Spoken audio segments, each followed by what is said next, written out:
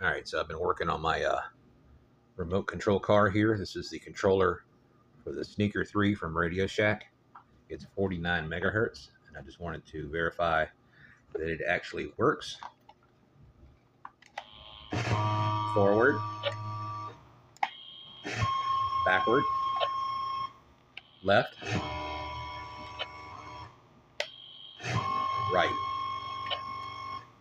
forward, left, forward, right,